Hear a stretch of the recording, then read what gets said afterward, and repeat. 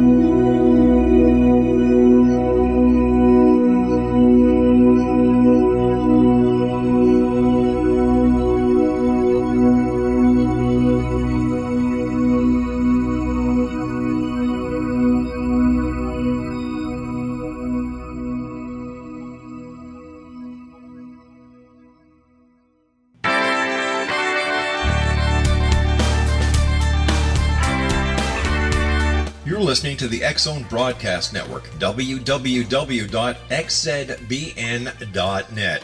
Radio's authority on the world of the paranormal and the science of parapsychology, celebrating 25 years of broadcasting. Broadcasting around the world and to the great beyond.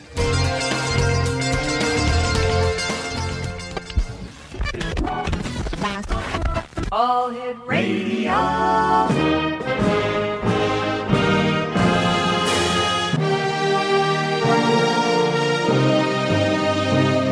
Welcome to the X-Zone, a place where fact is fiction and fiction is reality. Now, here's your host, Rob McConnell.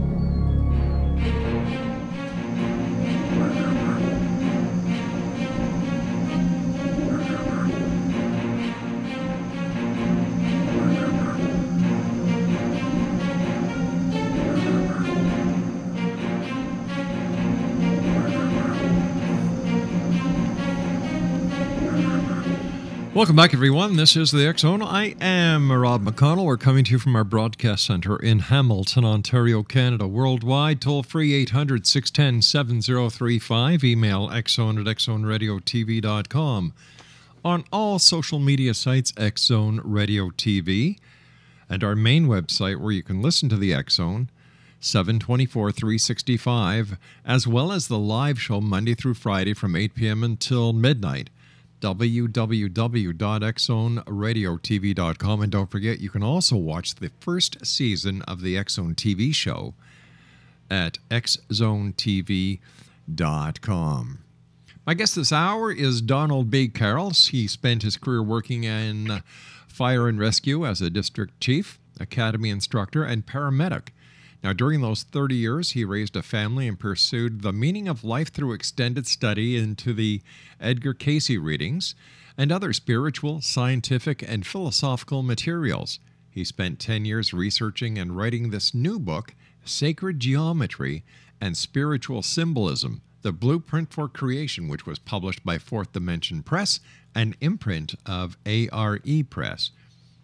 Today, Donald is a regular speaker and writer of metaphysical topics from Cayce to Kundalini. He is also an international tour leader for Nonprofit Association for Research and Enlightenment, visiting sites of spiritual nature across the world. He will be leading a tour to sacred and mystical sites in England in September of 2016, and you can learn all about these tours at edgarcayce.org or by visiting Donald's website, DonaldBCarroll.com. And Donald B. Carroll, welcome to the X Zone.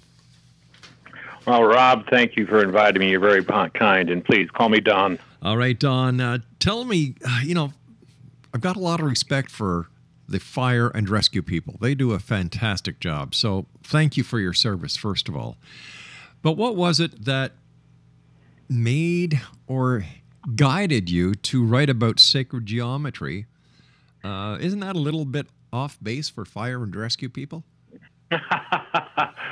Yeah, fire and rescue, you're with what you deal with in emergencies. You're pretty pragmatic, but when you spend a career of about 33 years in it, and as we provided the paramedics, you deal with a lot of life and death and all the questions that come through with that. And I would say it's kind of not only been my journey even earlier than that, and that just helped extend it. I think it's humanity's journey about understanding that, we are more than, what our bodies here, our consciousness and our spirituality goes much further. So, during that time, I, pursued it. And then as I retired, it gave me an opportunity to pursue it. And even as I was doing it then in much more detail. Bringing heaven and earth together in ourselves, humanity's journey. What does this mean? As I said, I see it as humanity's journey. We've heard the term before about bringing heaven and earth together, and really, if you look at spiritual traditions around the world, it's really what they're striving for. If you look at whether it's sacred sites or the concepts in the Bible, other places where they go to worship the high places because that's where heaven and earth came together. The axis mundis, that was symbolic of raising that higher consciousness, that spirituality within ourselves to become. In Western tradition would be, you might say, Western Christian tradition, become Christ-like would be the term. In Eastern traditions and in Hindu and Buddhist traditions, you become a bodhisattva, an enlightened one on earth, to bring that heaven and earth together while we're here and help others and evolve on our own path. You deal with sacred geometry and spiritualism, symbolism. Well, for our listeners who may be hearing about sacred geometry for the very first time, how would you describe it? Yeah, a lot of people, when the first time they hear, okay, what's sacred about geometry? And what it is, it's the geometry, you might say, of spiritual symbolism. Sacred geometry really is that. Listen, I'm going to give you a bit of a break here because we have to take our break. Sure. We'll be back on the other side of this commercial, X Zone. Don't go away.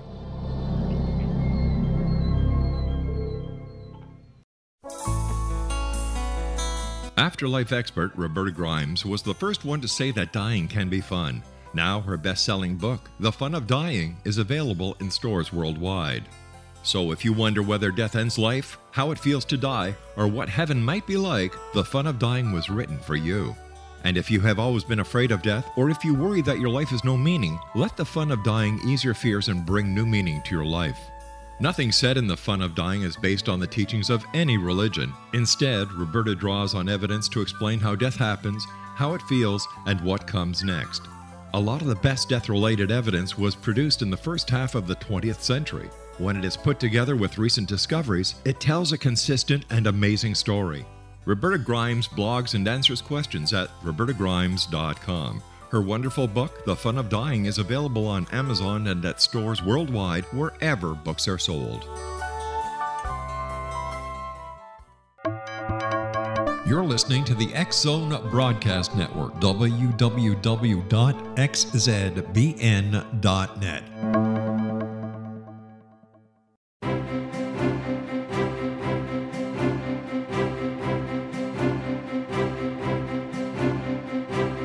While science pursues fact, magic accesses the quantum level, bridging random facts to form truth.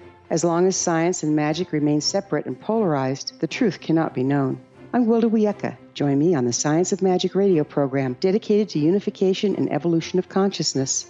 During each episode, I'll be speaking with experienced and respected scientists and mystics. From astrologers to astronomers, from medical doctors to shaman, the scientific method to dowsing and intuition, we will weave together information from seemingly divergent practices to promote unity and enlightenment. Join me, Wilda Wiecka, and the Science of Magic right here on the X Zone Broadcast Network. For more information, visit www.thescienceofmagic.net.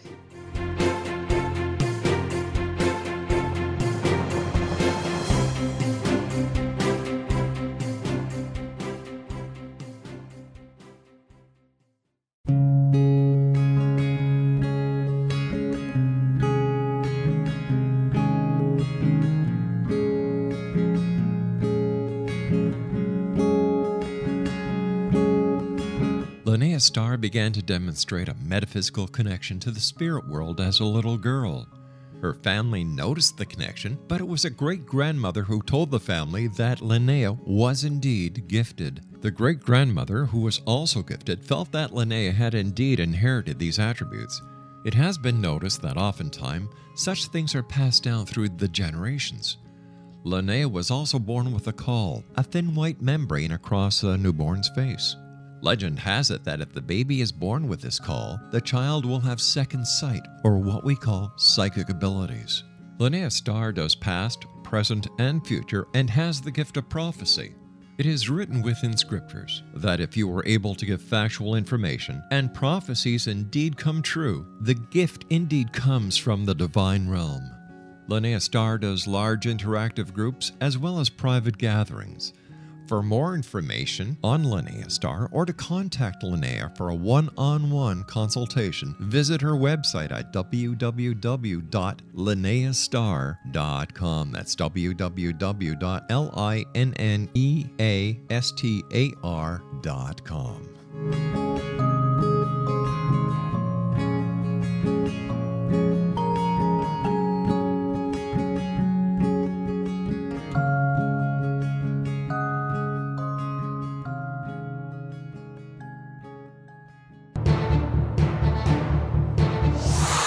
You're listening to the X Zone Broadcast Network, www.xzbn.net.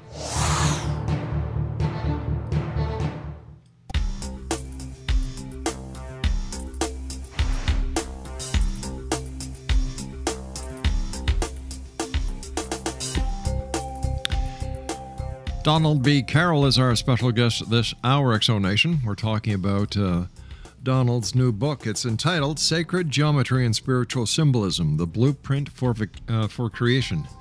www.donaldbcarroll.com is his website. That's DonaldBCarroll.com. So, Donald, how would we describe sacred geometry? Sacred geometry is just a term for, and you find it in many spiritual symbolisms of many cultures and religions. It's universal patterns that we find throughout our reality, and quite often is seen in sacred architecture or what's considered sacred art. It's the basic belief that there are these universal patterns in mathematics and geometry and harmonics and music and light and cosmology, and they reflect each other. It's kind of like the Hermetic term of as above, so below. They not only reflect each other in the geometries of the universe, but in the geometry and patterns of ourselves. And more than a reflection, it shows a unity in oneness. I mentioned sacred architecture. Probably one of the most simplest ones to look at along that line of that symbols is you go to the Gothic cathedrals that you find in Europe during that period. They're always made in the form of a cross, for the representation. So, that's just one example. There are many more, but that's the basics of sacred geometry. How does sound and the creation of the universe play into this symbolism?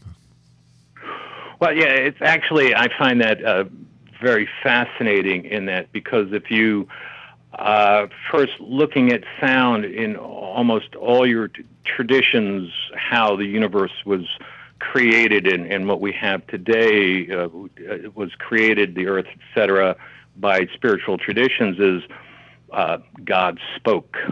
God breathed across the waters. Eastern traditions, the Om, the sacred word of creation. And so, actually even before light, there was sound. Let there be light.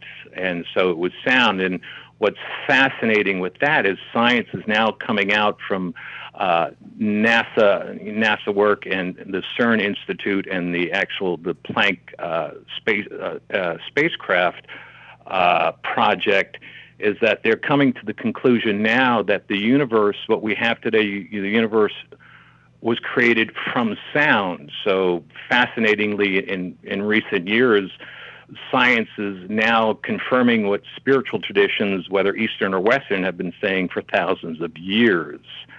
So we have that sound creating, from that sound, the Big Bang, so to speak, creating matter from that. Science confirming that, and the spiritual traditions have been saying that.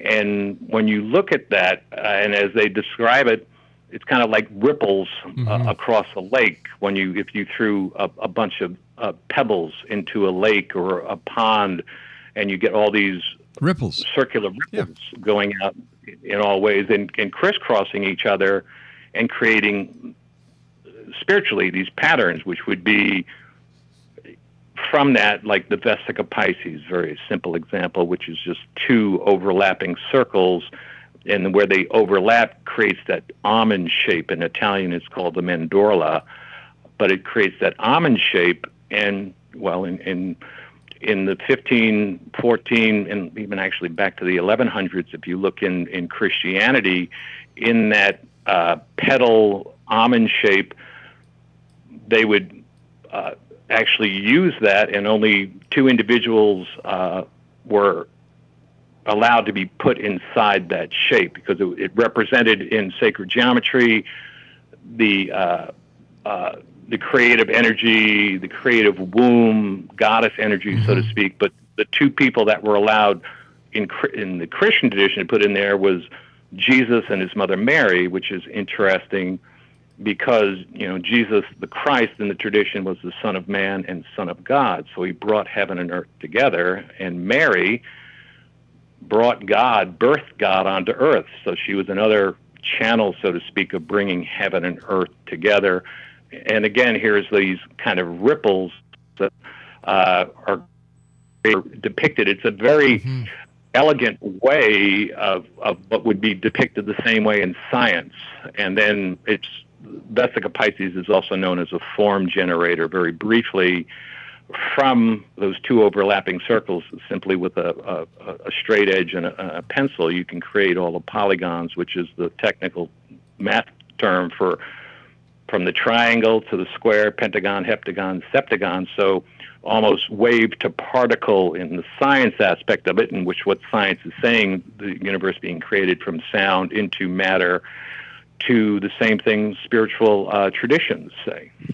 So could we say that the crop circles that are cropping up all over the place could be modern day sacred geometry or symbols?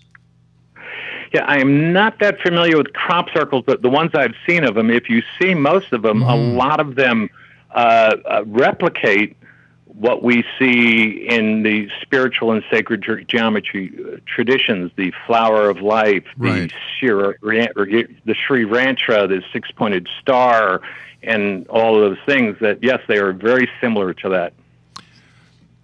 What evidence is there for the idea, for your idea when it comes to sacred geometry and spiritual symbolism, when we look at megalithic structures such as the Great Pyramid, the Maya Chichen Itza site, Stonehenge, or even ancient America's Puebloan culture? How do we explain this? Or what evidence is there that it goes a lot further than ancient civilizations trying to rationalize the world that they live in? Well, and what I found is it's really fascinating at these sites that you mentioned, and what I found at those sites is all those sites are known now. You know, science is kind of catching up now that we have the computer power and what have you, that these sites were the symbolic, and they're all initiation sites, were symbolic representations of joining heaven and earth together. Chichen Itza, as an example, is known that at the equinox you get that created by light, a serpent going down the staircase, a serpent of light connecting to the head, the serpent head in stone at the base, and up to the top. If you go on YouTube or something, you can Google that and do a time lapse. It's incredible. You see that. So it was a representation of physically at an initiation site, bringing heaven and earth together and to raise that within yourself.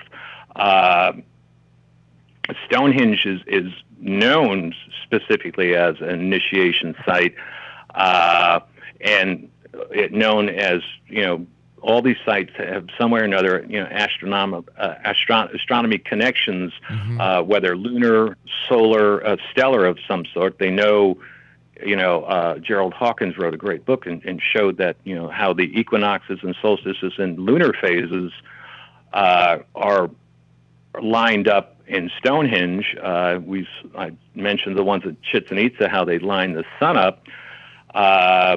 You have similar things they found with the Great Pyramid, and again, all symbolic sites to connect heaven and earth together, and as initiation sites. And the Hopi, or not the Hopi, the ancestral Pueblans, like in Chaco Canyon, were known. I mean, the archaeologists actually say there, like Pueblo Bonito, one of the great houses, was the Axis Mundi, which means, it's the Latin term of bringing heaven and earth together. That was their Axis Mundi. These were all sites to tie that. Actually, a perfect example is Machu Picchu in Peru.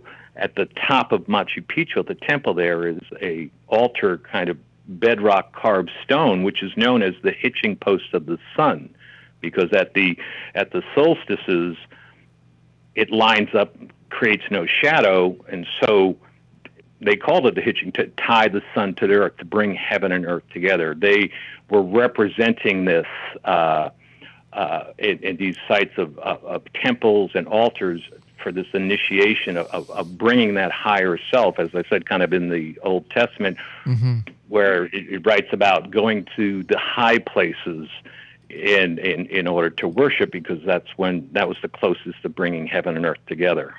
How do we explain so many different cultures and so many different parts of the world have this fascination with the sun, the solstice? What's the reasoning behind this, and why the significance? Well, yeah, the sun, the moon, and many of them, specific stars, Egypt and stuff. But yeah, with the sun, particularly, and of course, it was so important for the agriculture and food. But so it was very important into life giving, and again, the connecting to the heavens. Interestingly, enough in that aspect, it's actually in many places we wouldn't expect. The birth of Jesus is December 25th, very close to the winter solstice. And the interesting part, John the Baptist, who was by Bible related, his birthday is celebrated June 24th, the other solstice, and which means when the sun stood still. So even in those places, we have those connections. And again, it's as not only the importance of giving life on earth, but the connection to the heavens and to life, and to a much higher life, a spiritual life, a heavenly life. Very interesting topic. Don, you and I have to take our news break at the bottom of the hour. Please stand by. X-Zone Nation, Donald B. Carroll is our very special guest this hour. Interesting. Sacred geometry is the topic of the hour here in the X-Zone. Don is the author of Sacred Geometry and Spiritual Symbolism, the Blueprint for Creation. Two websites, X-Zone Nation. First of all, Don's website, donaldbcarroll.com. www.donaldbcarroll.com. That's www.donaldbcarroll.com. And then for our good friends at the ARC, edgarcasey.org. My name is Rob McConnell. This is the X Zone. And Don and I will be back on the other side of this news break as we continue broadcasting from our broadcast center in Hamilton, Ontario, Canada. Don't forget, you can always listen to the X Zone 724-365 at xzoneradiotv.com and watch the first season of X Zone TV. Wouldn't you love to know the secret to everything? Well then, meet Dr. Kimberly McGeorge and her cutting-edge breakthrough knowledge that combines science with possibility. Dr. Kimberly brings real-life answers and healing to those open to alternative solutions. She teaches solution-based programs and classes that will change all areas of your life forever. Specializing in conscious creation, intuitive readings, and energy medicine, you can rapidly shift health, relationships, business, and money and abundance challenges quickly. Receive her best-selling book, Secret to Everything, at no cost by going to secrettoeverything.com/X-Zone. That's right, transformation can start now. Just go to secrettoeverything.com/X-Zone and receive Dr. Kimberly's book for free. You're listening to the X Zone Broadcast Network, www.xzbn.net.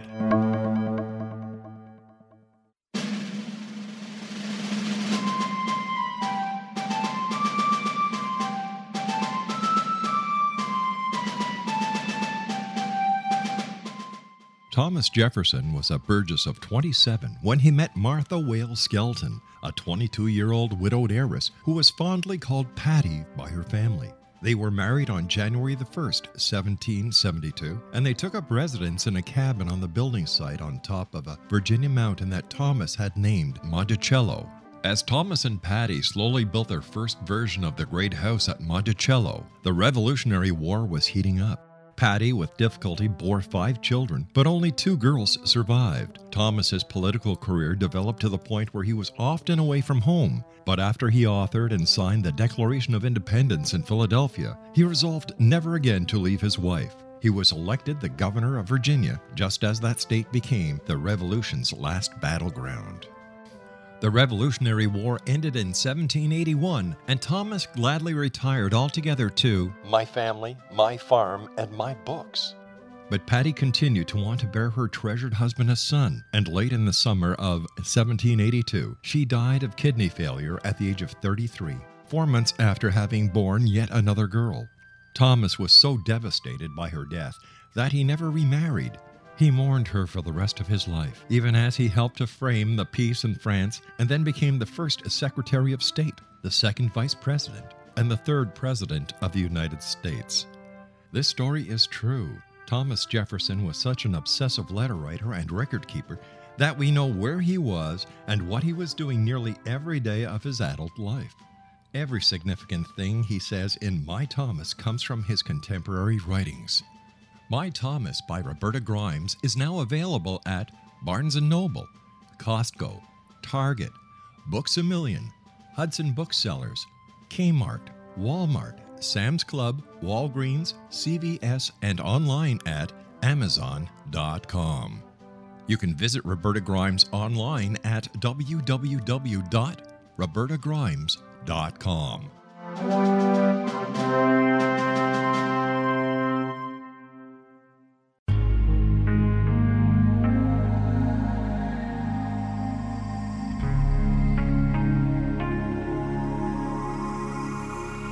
The scientist and the mystic have been on an age-old, relentless search with one thing in common. They seek truth. Their paths converge in the 40,000-year-old practice of shamanism, an ancient science delving to the quantum level of life, facilitating healing, manifestation, and evolution.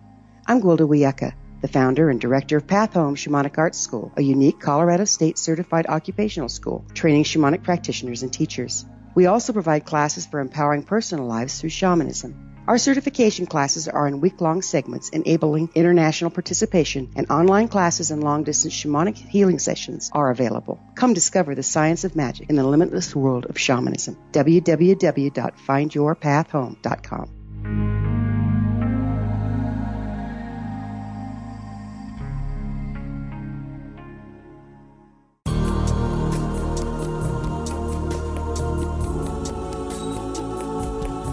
Unwilling to be the government's deadly assassin, gifted psychic Kahara Mitchell went AWOL and ended up buried under rubble in the wake of a great tsunami. She regained consciousness far from Earth on the medical ship of a Daguerrean intergalactic fleet. Has she been rescued or abducted by aliens? The Chalice of Carrie, Kahira O'Donnell's latest paranormal science fiction romance, is the passionate story of an Earth woman and her destined mates, twin kings from another galaxy. Kahara uses her gifts fighting alongside Lords Rom and Ra in a war that will determine the destiny of galaxies. The Chalice of Carrie by Kahira O'Donnell is now available at KahiraO'Donnell.com or at Amazon.com.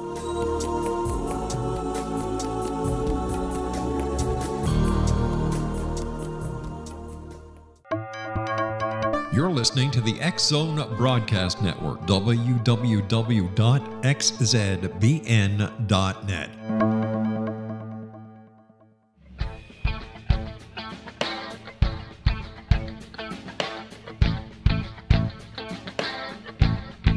What Happened in Benghazi is revealed by Nicholas Genix, author of Obama, Islam, and Benghazi. He informs the American people that President Obama deceived them by advocating a strong foreign policy prior to the 2012 presidential election, and Hillary Clinton supported this deception. As the title infers, there is a connection between Obama, Islam, and Benghazi. Ample evidence informs Americans that Obama's early indoctrination in the Quran developed an affinity for Islam, why the Quran is the source of discontent in many countries, and why the Obama foreign policy deception led to poor military action and caused the loss of American lives in Benghazi. Genix provides 36 questions for the Select Committee on Benghazi to validate if Americans are justified to mistrust President Obama and Hillary Clinton.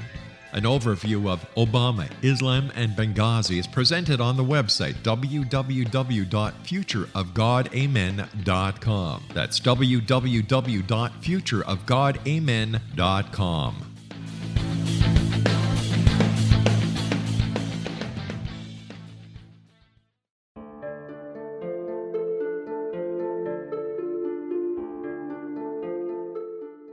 Annie Callahan, dedicated to negotiating a position for Earth within the Daguerrean Coalition, had trained for 3 years to become an Earth ambassador. Yet, the very eve of her arrival at the capital ruling planet, she is claimed as destined mate to an oversized, mating-maddened vamp who swears he will never release her. Lord Aztaran, king of the Macian sector, has waited over 900 years for his destined mate. Having found her as an alpha vamp, he is unable to relinquish Annie, virtually holding her hostage until he can claim her. Yet Macians cannot survive without their mate's love. How could he strip her of her citizenship, her ambassadorship, and her freedom and expect to win her heart? With All That I Am by Kahira O'Donnell is the latest book in this exciting series, The Daguerrean Chronicles, guaranteed to keep readers coming back for more. With All That I Am by Kahira O'Donnell is available on Amazon.com and KahiraO'Donnell.com.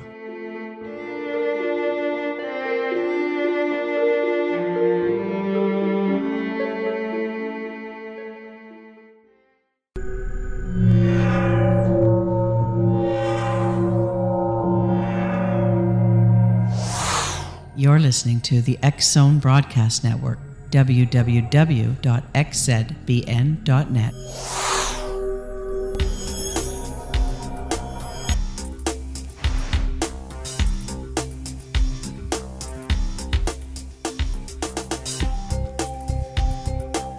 Welcome back, Exo Nation.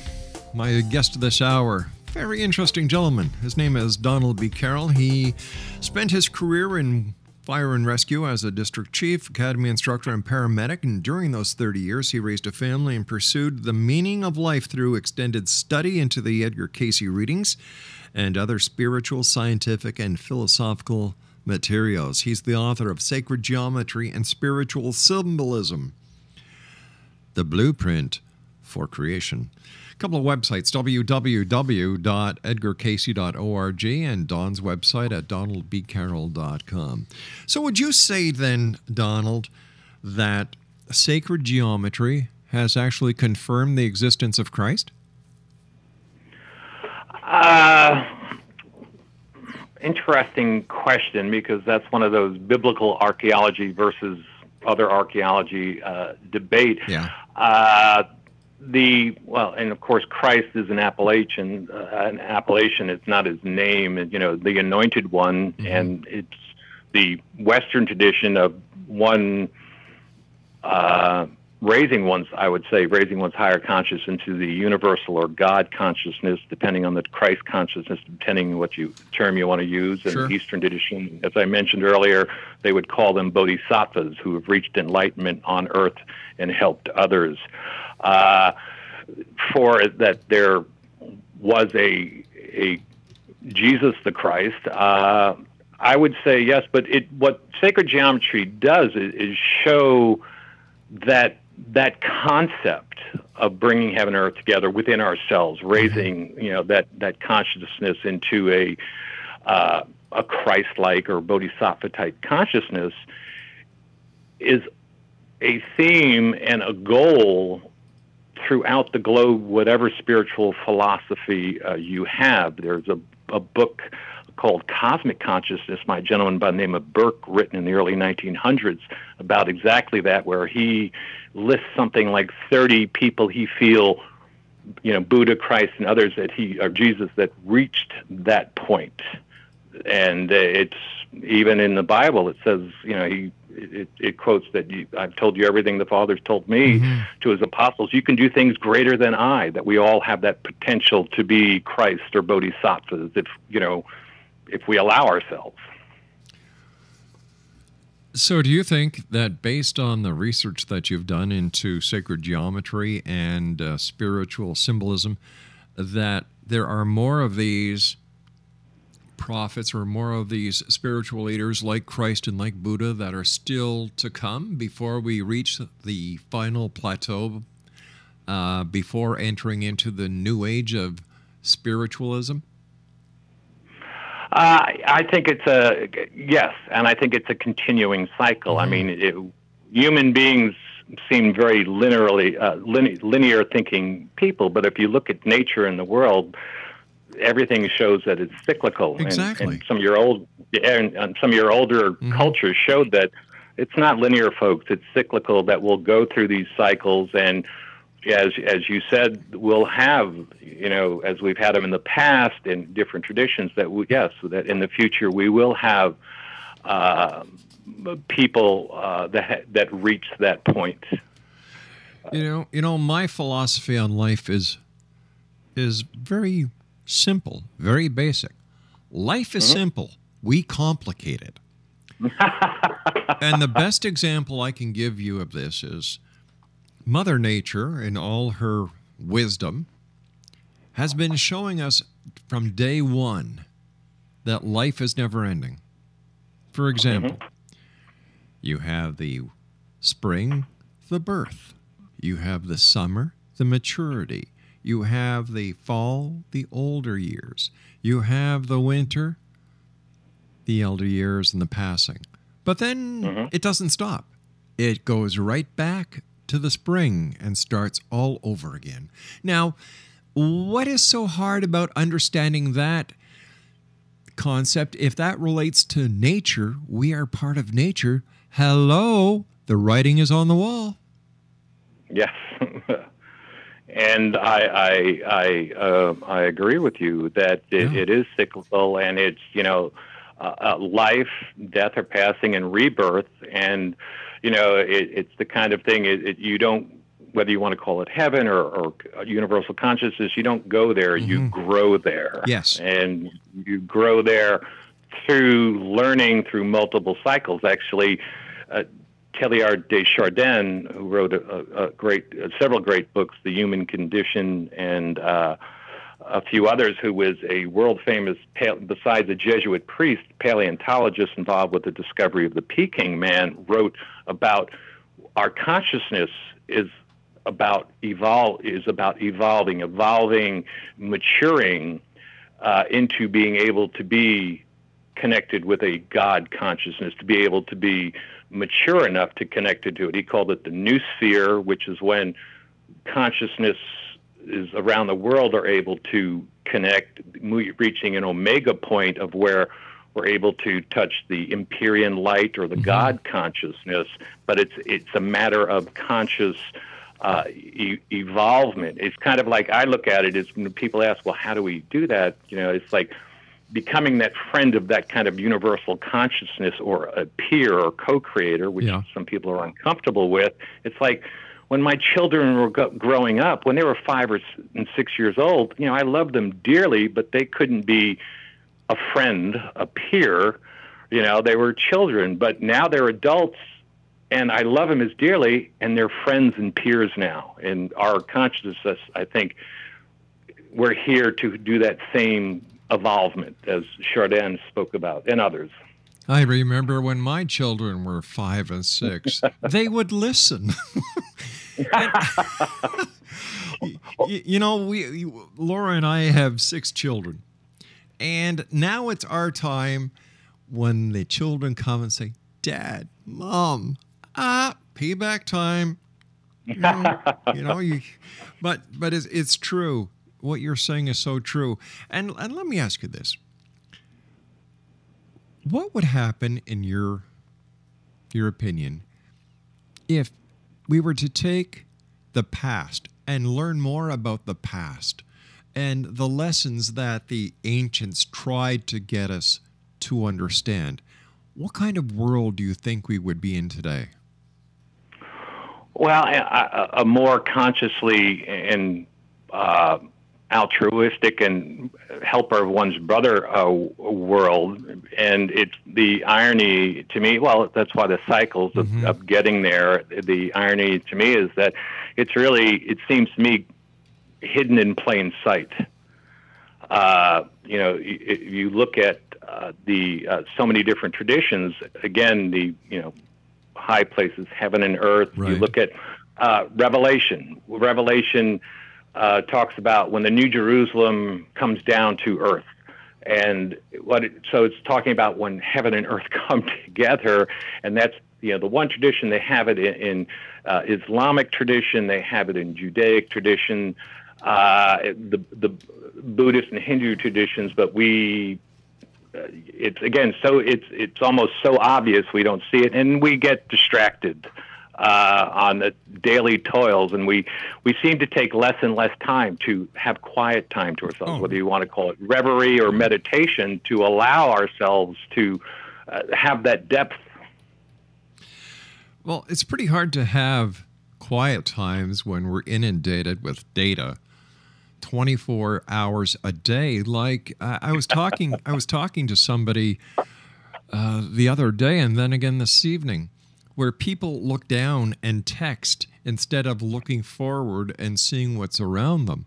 And the analogy that best describes it is a cartoon that someone sent me. It's of Times Square, and there's a UFO hovering over Times Square, and these two little aliens under the UFO trying to get someone's attention to shake their hand, and everyone is just texting. Yeah, well, and I think to a certain extent we choose those distractions, because we can also choose to turn off the phone, turn off the TV, or have that quiet time. I mean, myself, I've over time, probably the last 12, 13 years, I've learned what they call, now the term is mindfulness, but to be a daily meditator, to specifically take that 30 minutes to go into, that. And actually, if you look at all the spiritual traditions, they contemplate a prayer, meditation, mindfulness, whatever term you want to use, all tell you to do that. But we find the distractions, because I think part of it is that's when we really start to look at ourselves, and people seem to have a tendency, myself included, to avoid that. We have learned through history that there is an effect with the power of prayer. And it seems in today's society that less and less people are actually interested in coming together, whether it is in a church, whether it is in a field, whether it is anywhere. And if you want to call it meditation, let's call it meditation. If you want to call it prayer, let's call it prayer, whatever your preference is. You would think in these days and these times that people would be coming together to try and make that positive difference that we all can make. And I believe in the power of prayer. I believe in the power of belief. In my opinion, belief is the strongest power in the universe. So I have a problem trying to understand why people of today do not get the hint that the ancients knew only too well. Well, and even in that time, you look at the ancient histories, not everybody was getting it, so to speak. Right. Not everyone was going there. It seems probably why we go through these cycles of some are looking consciously to evolve to that, some unconsciously, subconsciously, and some are just too distracted. It's, again, going back to the analogy of children, what's the attention span of a 5 or 6 year old versus the attention span of an adult? Sure. And belief is, and not only belief, it's been proven in meditation. I find it quite interesting. It's been around for thousands of years, but prior to about the 1950s, they would tell you, oh, well, yeah, it's subjective. It's all in your head, obviously, but it's just what, you're feeling. But then when science was able to catch up and create machines that could read brainwaves, EEGs, suddenly they're like, oh, brainwaves are changing when they meditate. Alpha waves are going up. Beta waves are going down. We're seeing it strengthens the immune system. It lowers blood pressure. And now that they have machines that can measure it, it's real for science. It was real before, but science couldn't measure it, so it couldn't count. But can you blame people for being leery? Because throughout history, academia, religion, and other people that the citizens used to look up to lied through their teeth. So it comes to a point where, prove it. Sure, and there are, unfortunately, in human nature, there are the quote-unquote snake oil salespeople out there. But then there are the ones that are found, and I understand the scientific method. I get it, repeatable, measurable. But just because science hasn't created the gauges to measure it doesn't make it not real. Meditation is a perfect example. They're finally able to measure it and see the difference. They're actually showing now, long-term meditators, parts of their brain grow. And they're the higher consciousness, the higher thought processes parts. They're just now able to, through, PET scans and things, other aspects, able to actually, show that. But again, at the same time, you always are going to have people out there that are going to take advantage of very well-meaning, heartful people looking to raise it. And I think the other thing is that you deal with people that are on a spiritual path and are doing the right thing. But I think it seems so often, and again, history shows it too. Buddha being tempted by Maya illusion. Jesus being tempted, his temptation 40 days in the desert type of thing, and they pass that. But when you start raising your consciousness up to that, people are drawn to you and start, want to worship you, and it's like, whoa, whoa, whoa. But it can be very tempting. We're still human, and that's usually when we start thinking, well, gee, this feels pretty good. They must be right, and we have our fall, so to speak. So you have that, and then unfortunately some of those salesmen I spoke of that look to take advantage of. But whether in corporations or today's business or spirituality, you know them by their fruits. In today's society, as you just said, there are a lot of snake oil salesmen out there. But they found a new method instead of knocking door to door. It's called WWW. And there are so many charlatans out there, with the exception of the very few. And the people at the ARE, in my books, are the most credible, some of the most credible people that I've ever had the pleasure of talking to. They want to make a positive difference. They're not out just to make a name for themselves. And you know what? Hats off to you, because I know you're part of the ARE, and hats off to the rest of the members of the ARE, because you people, the work you do is very important. So please, never give it up. Well, and thank you. That's very kind to say. And really, that's my experience there. It's people that, the belief, the faith, and also of trying to bring others, along to help that, because of, the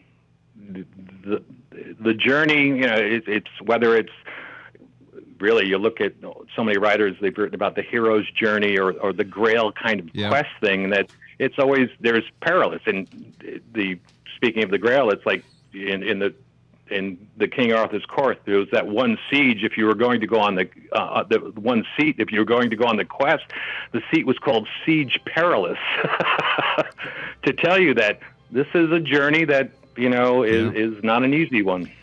All right, Don, please stand by. Great talking to you. And once again, to not only you, Don, but every other firefighter, paramedic, first responder, police officer, thank you for the important and valuable service that each one of you provide each and every day of the year. We'll be back on the other side of this break, X Zone Nation. Don't go away.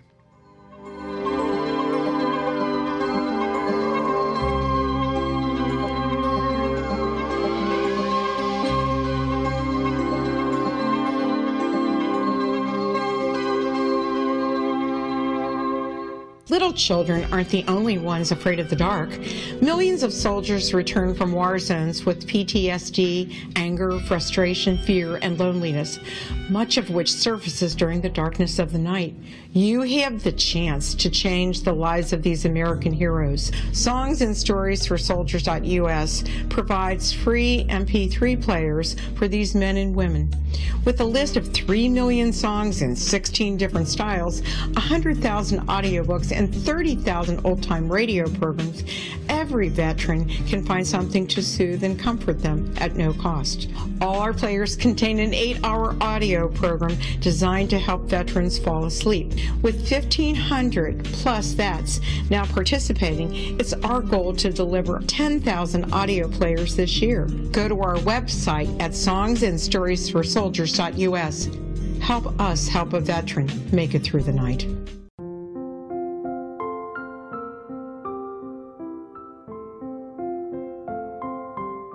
I am Dr. Carl O'Helvey, founder, president of a new cancer foundation focusing on evidence-based physical, mental, and spiritual interventions, including natural cancer cures, prayer, meditation, affirmations, nutrition, and other related holistic cancer prevention and cure modalities. These are used in cancer education, research, and financing care. I ask for your help to continue this important work by donating at www.holisticcancerfoundation.com.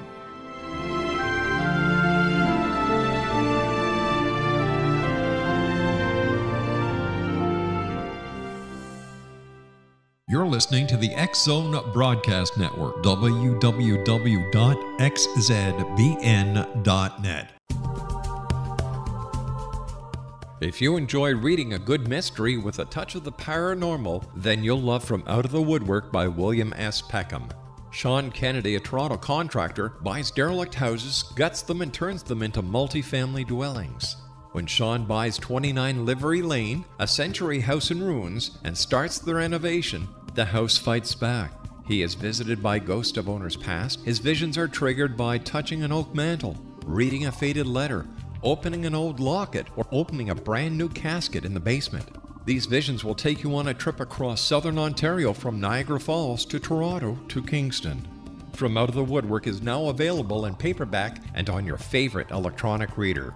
To order your copy of From Out of the Woodwork, go to www.williamspeckham.com. That's www.williamspeckham.com.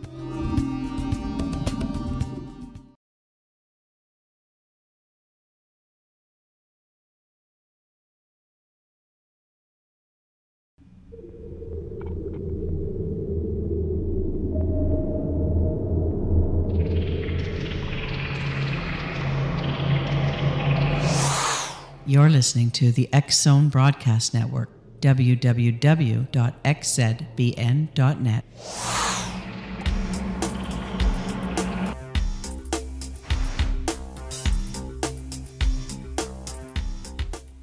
And welcome back, everyone. Donald B. Carroll is my special guest. He's the author of Sacred Geometry and Spiritual Symbolism, The Blueprint for Creation. Here's a couple of websites, Exonation, www.edgarcasey.org, and Don's website at www.donaldbcarroll.com.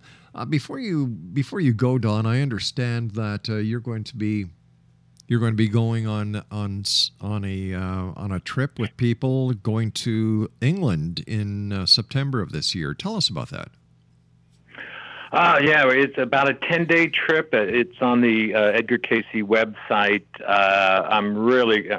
England is incredible. I've been fortunate enough to be able to be there before, and the sites there are amazing. We're going to, very fortunate this time, we're going to Stonehenge, which we spoke about, an incredible site, and we're actually gotten the special permits to go inside of Stonehenge, inside the stone circles themselves, and have some time in there, and actually, going to do a meditation in there, which will be very nice. And then we'll be going over to the Avebury, huge stone circle. There's actually a small town inside the middle of that. And again, these megalithic sites are just so, and they're actually finding more and more. If you look at Stonehenge Uncovered, they've been doing a lot of research there. It's still buried, but they found what they call a super Stonehenge, 5 times the size of Stonehenge, through ground penetrating radar. So they're still discovering so much there. And then we're going to spend 3 days in Glastonbury, which is personally, Glastonbury is incredible. You have the Glastonbury tour up there that is this fascinating site. There's much talk of the ley lines, the telluric lines that all connect there, and then there's the chalice well from the tradition of Joseph of Arimathea, bringing over not only the chalice